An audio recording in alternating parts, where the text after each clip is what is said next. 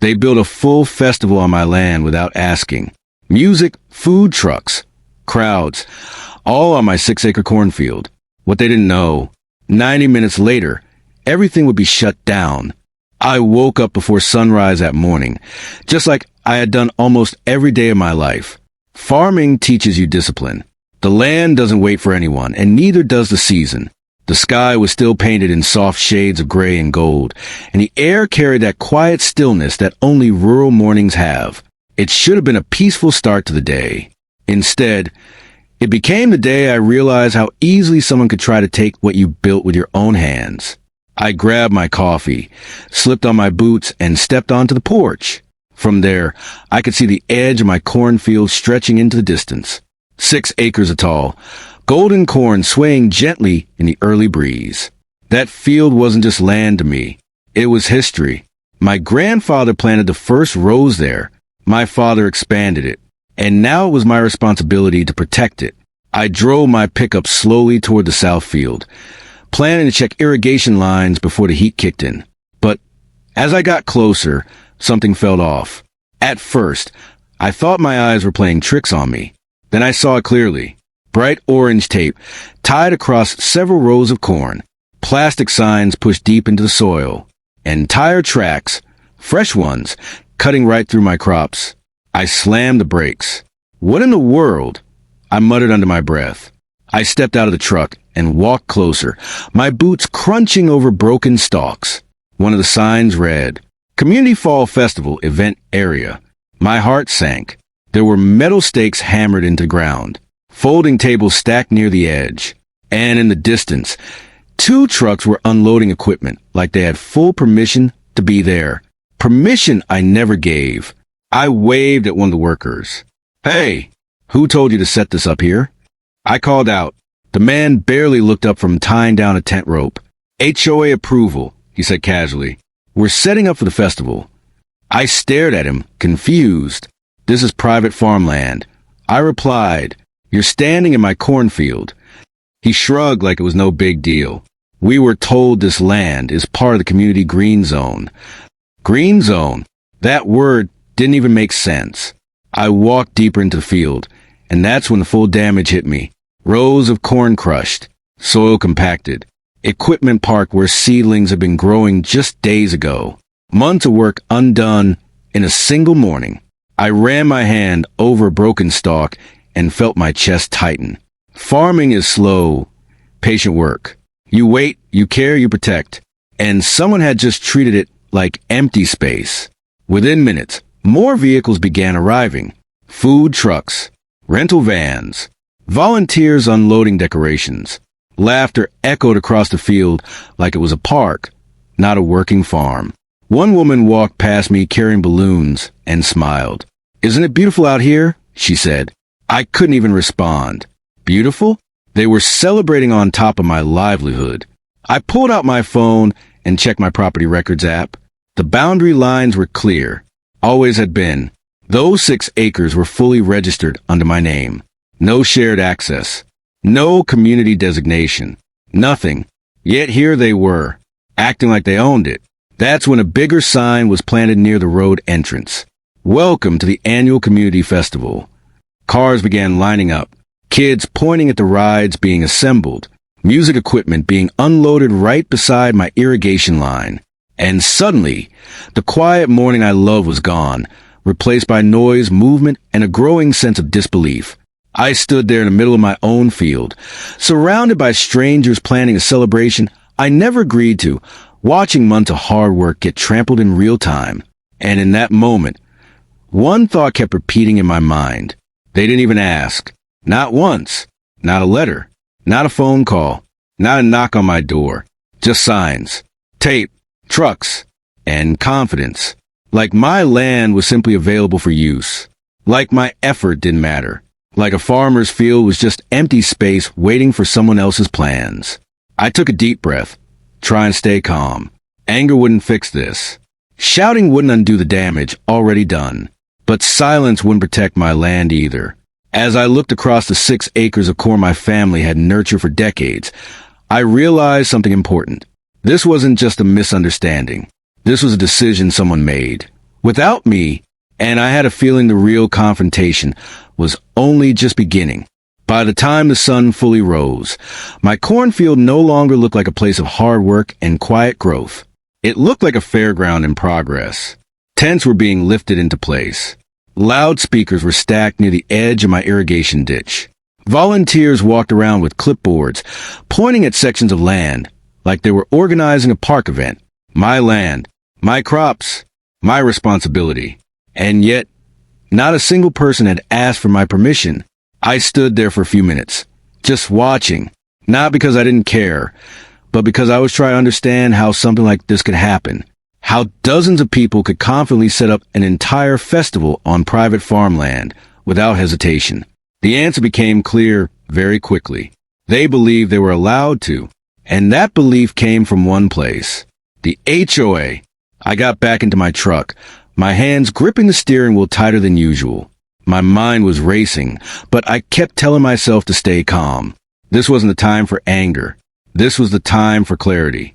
The HOA office was only a 10-minute drive from my property, located right at the entrance of the newer housing development that had slowly expanded over the years. That development came long after my farm existed, but somehow their rules seemed to grow faster than their houses. When I parked outside the office, I noticed something that made my stomach twist. Festival flyers taped to the glass door. Annual community festival, hosted by the HOA. Featuring music, food, games, and location listed as South Community Green Space. South. That was my south field. I pushed the door open and walked inside. The air conditioning was cool, the lobby quiet, and the walls covered with neatly framed community announcements. It felt organized, controlled, polished, very different from the chaos happening on my farm. Behind the front desk sat Mrs. Dalton, the HOA president. She looked up at me with a composed smile, like she had been expecting this moment. "Oh," she said calmly, folding her hands on the desk. "You must be here about the festival." I paused for a second. "You already know why I'm here?" I asked. Her smile didn't change. "Well, we assumed you might have questions." Questions? That word felt almost insulting. "You're hosting an event on my cornfield," I said steadily. 6 acres of active farmland. Without my permission. She tilted her head slightly, as if reviewing something in her mind. Our updated community planning map lists that section as shared recreational green space. I stared at her, unsure if I heard correctly. "That land is on my deed," I replied firmly. "It has always been farmland. It was never sold, never transferred, never shared." Another board member, sitting at the table, looked up from a laptop. "We sent notices months ago about zoning adjustments." "I never received any notice," I said. Mrs. Dalton leaned back in her chair, maintaining that same calm tone. "Well, the letters were mailed to all surrounding property owners." "I live on the property," I replied. "No letter, no call, no visit, nothing." For the first time, a brief silence filled the room. Then she spoke again, slower this time. "The community voted in favor of expanding usable outdoor space. The festival is meant to bring everyone together. It's good for unity and neighborhood engagement." Unity, that word again. I let out a quiet breath and shook my head. "Unity doesn't come from taking someone's land without asking," I said. One of the board members sighed and closed their laptop. "Everything is already set up," he said. "Vendors are booked. Families are arriving soon. Canceling now would cause major inconvenience." I felt something shift inside me. Not rage, not panic, just a deep, heavy realization. They weren't denying the setup. They weren't apologizing. They were just justifying it. Inconvenience. I repeated quietly. "You drove heavy equipment through my crops. Months of work are damaged." Mrs. Dalton finally lost a bit of her composure. "We believed the land was under shared use classification." "Believed?" I asked, or assumed. She didn't answer immediately. Instead, she opened a folder and slid a printed map across the desk. A bright-colored zoning map with highlighted areas. And there it was, my south field shaded green. But the boundary line was slightly off. Wrong. Very wrong. "This map is inaccurate," I said, tapping the paper. Your boundary cuts through my registered property." She frowned slightly, studying the map again. "Well, this is the version we received during the development expansion," she said. "That expansion happened years after my land was legally recorded." I replied. Another silence, heavier this time. I leaned forward slightly, keeping my voice steady and controlled. "You organized a public event on private agricultural land, without verified ownership confirmation, without written consent, and without even stepping onto my porch to ask." No one spoke. The room, once calm and professional, now felt tense. Finally, Mrs. Dalton spoke, softer than before. "The festival begins in less than 2 hours." I nodded slowly. "That may be true," I said, "but legality doesn't change just because something is already scheduled." She looked at me carefully, as if trying to measure how serious I was. "We acted in the community's best interest," she said. I stood up. "And I am acting in defense of my property," I replied. For a moment, no one moved. No one argued. No one raised their voice. Because deep down, they understood something. This wasn't a minor disagreement anymore. This was a legal boundary. As I walked toward the door, I paused and turned back one last time. "You still have time to stop the event before it causes bigger consequences," I said calmly. Mrs. Dalton didn't respond, and that silence told me everything I needed to know. They weren't planning to stop, which meant I had to. When I left the HOA office, the air outside felt heavier than before. Not hotter, not louder, just heavier, like something serious had already started, and most people didn't even realize it yet. I sat in my truck for a moment without turning the engine on. Through the windshield, I could see families walking toward the festival area down the road. Kids holding balloons, parents carrying folding chairs, people smiling, chatting, excited for a day of fun, and all of them were heading straight toward my land. I didn't blame them. They weren't the ones who made the decision. They were just trusting what they were told. That thought kept me grounded. This wasn't about fighting my neighbors. This wasn't about ruining anyone's day. This was about protecting something that had taken years of work, sacrifice, and patience to build. I finally started the engine and drove back toward the farm. As I got closer, the sound of music checks and microphone testing echoed across the field. Workers were now moving faster. Booths were being decorated. Food trucks were lining up along the dirt path that used to be my tractor route. My chest tightened when I saw tire marks cutting deeper into the soil. That soil wasn't just dirt. It was carefully managed ground, irrigated, fertilized, maintained season after season. One day of heavy activity could undo months of preparation. I parked near the barn and stepped out slowly, forcing myself to breathe and think clearly. Panic wouldn't help. Anger wouldn't help. Proof would. I walked straight into the house and headed for the kitchen, where an old metal filing box sat on the lower shelf of a cabinet. It was scratched, slightly rusted at the corners, and filled with decades of documents my father had always insisted on keeping organized. He used to say, "Land ownership isn't just about working the soil. It's about protecting the paper behind it." At the time, I didn't fully understand what he meant. Now I did. I set the box on the table and opened it carefully. Inside were neatly labeled folders. Deeds, surveys, tax records, boundary certifications, agricultural registrations. Years of paperwork, preserved with care. My hands moved slower than usual as I pulled out the land deed. There it was. My name, the exact acreage. Clear legal description of the 6-acre South Field. No shared usage clause. No community designation. No easement permissions. Just private agricultural land. I spread the documents across the table and compared them with the zoning copy I had photographed at the HOA office. The difference was obvious. Their map line was shifted by several yards, enough to incorrectly absorb my field into their green space. Not legally, not officially, but visually enough to create confusion.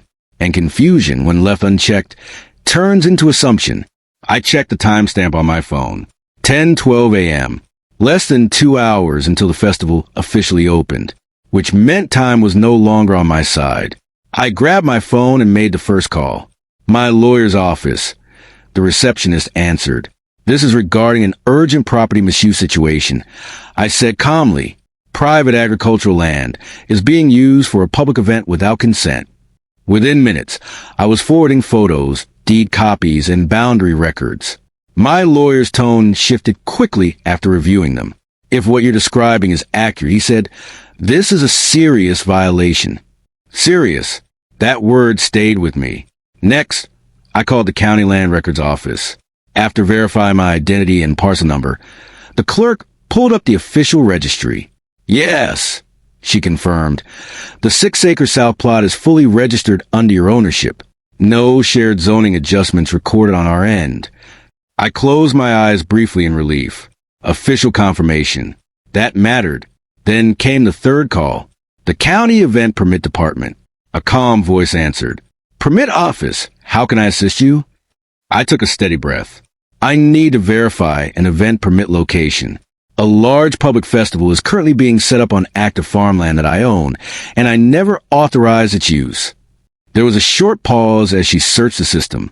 I see a permit filed by the HOA, she said. Location listed as community recreational green space. That classification is incorrect. I replied, I have legal documentation confirming it is private agricultural property. Another pause. Longer this time. Do you have proof of ownership available? She asked. Yes. Deed, survey, and registry confirmation. I said. Please email those immediately. She responded. If the event is on unauthorized private land, the permit could be invalid. Outside my window, I could now hear music starting softly in the distance. A microphone being tested. Laughter. Movement. Excitement building. The festival had begun to come alive. But beneath that excitement was a legal foundation that might not exist at all. I sent every document within minutes. Photos of damaged crops. Boundary surveys.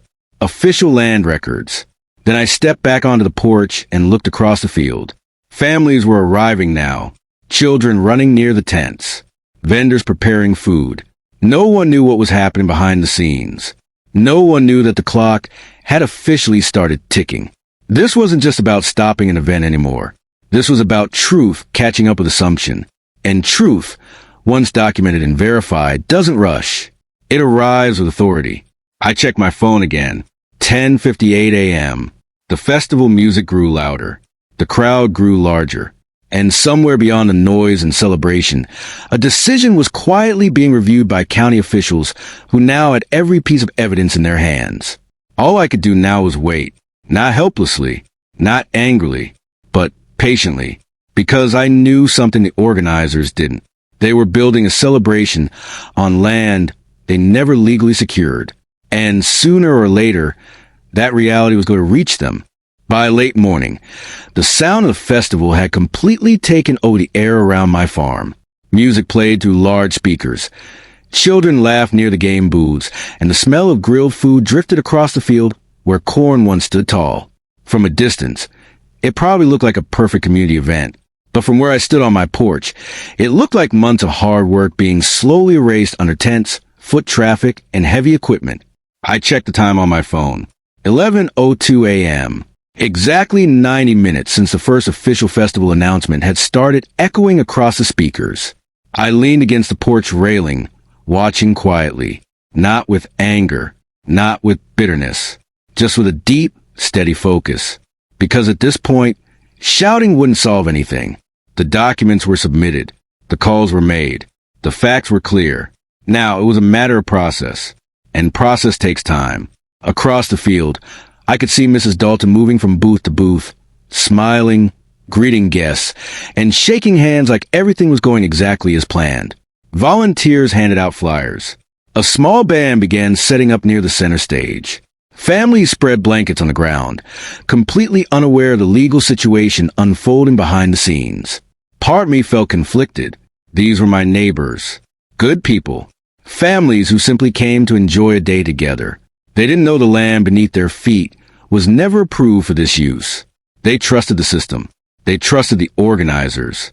And that trust had been misplaced. At 11:17 a.m., my phone buzzed.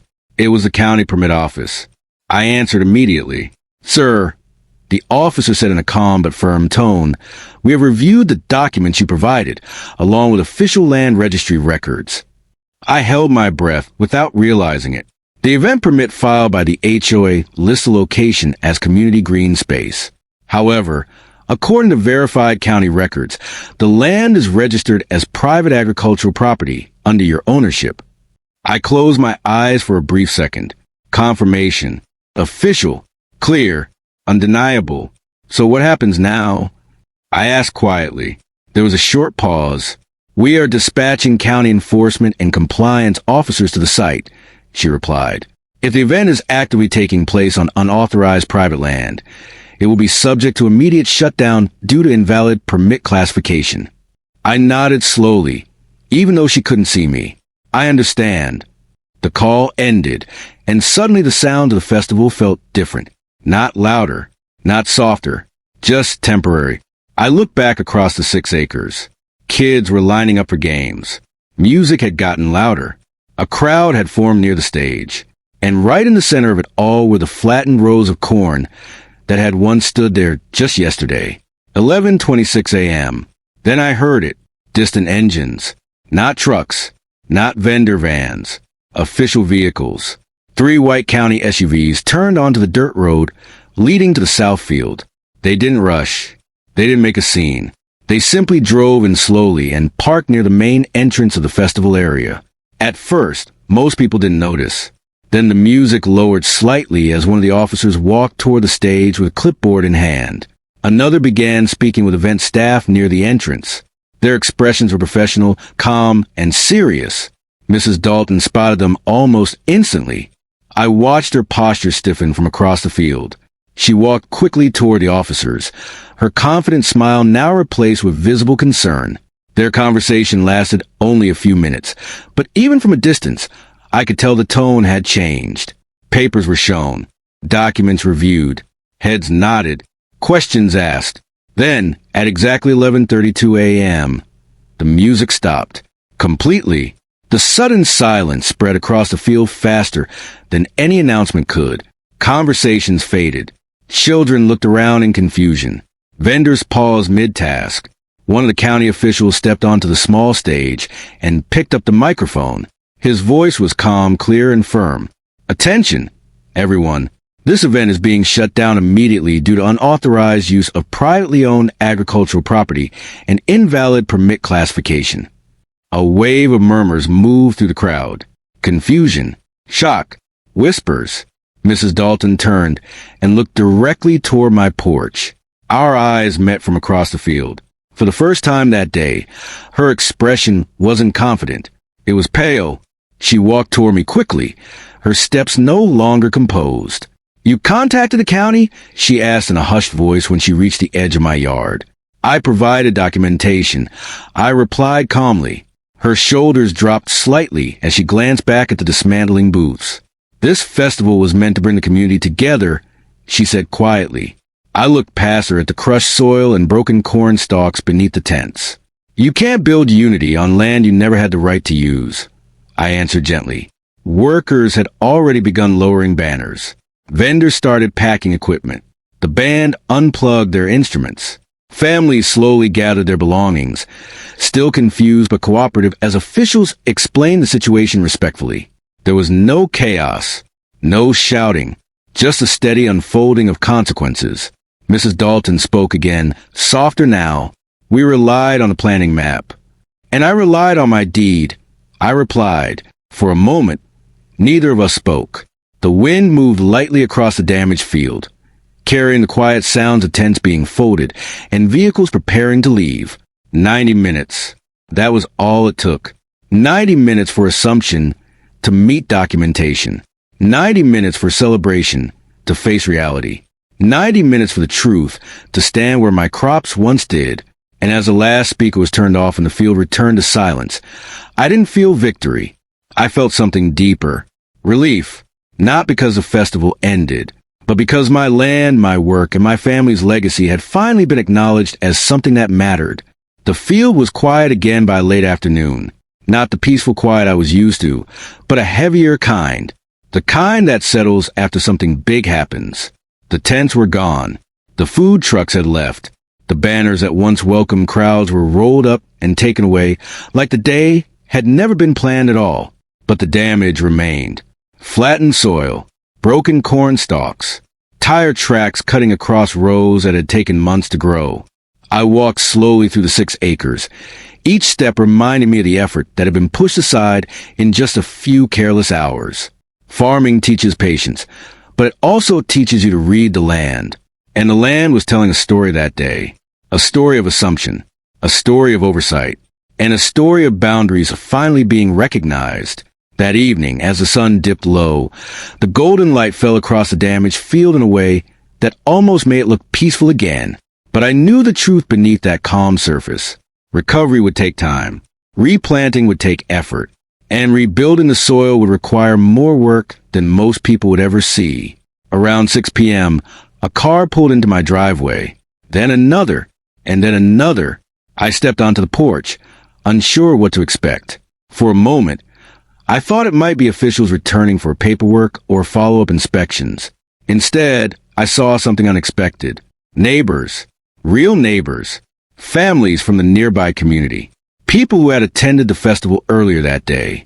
They didn't come with decorations. They didn't come with speeches. They came with tools. One man stepped forward, holding a box of seedlings. "We didn't know it was your land," he said sincerely. "We were told it was community space." A woman beside him added softly, "If we had known, we wouldn't have walked through the crops." Their voices weren't defensive. They were genuine, and that mattered more than anything.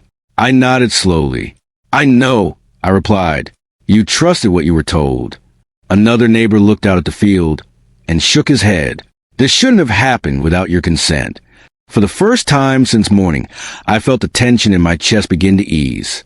Not because the damage disappeared, but because understanding had finally arrived. Later that week, the HOA requested a formal meeting. This time, the tone was completely different from the calm confidence I saw in their office before the shutdown. There were no justifications, no polished explanations, just accountability. Mrs. Dalton spoke first, her voice quieter than I had ever heard it. "We made a serious error in relying on an incorrect planning map without verifying ownership records," she admitted. "And we should have contacted you directly before organizing any event on that land." I didn't interrupt, because this time they weren't defending a decision. They were acknowledging a mistake. The board agreed to cover all crop damages, soil restoration costs, and any agricultural losses caused by the event setup. The incorrect zoning reference was formally reported to the county, and official corrections were filed to prevent future misclassification of private farmland as shared space. Within days, the signs were gone. The incorrect map records were updated, and written notices were sent to the entire community, clarifying the true property boundaries. But the biggest change wasn't paperwork. It was attitude. Over the next several mornings, I woke up to something I never expected to see. Neighbors voluntarily showing up to help replant sections of the field. Some brought water. Some brought tools. Others simply offered their time and labor under the sun. No cameras. No announcements. No event banners. Just quiet effort.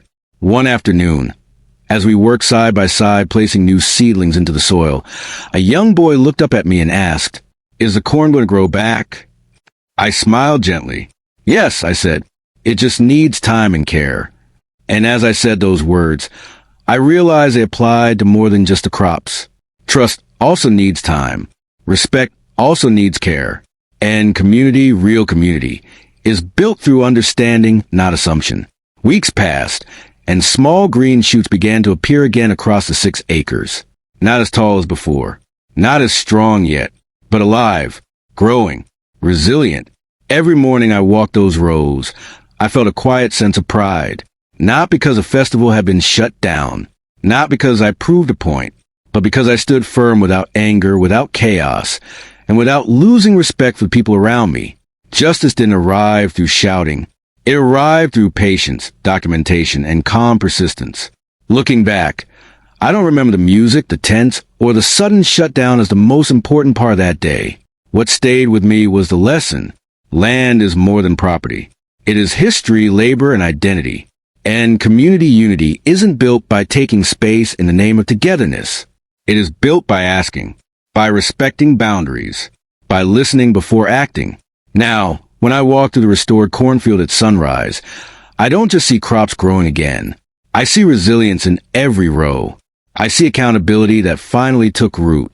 And I see a community that learned the hard way that true unity begins with fairness, respect, and the courage to do what is right, even when it's inconvenient. Because in the end, the land was protected, the truth was acknowledged, and the lesson we all carried forward was simple but powerful. Respect builds stronger communities than assumption ever will.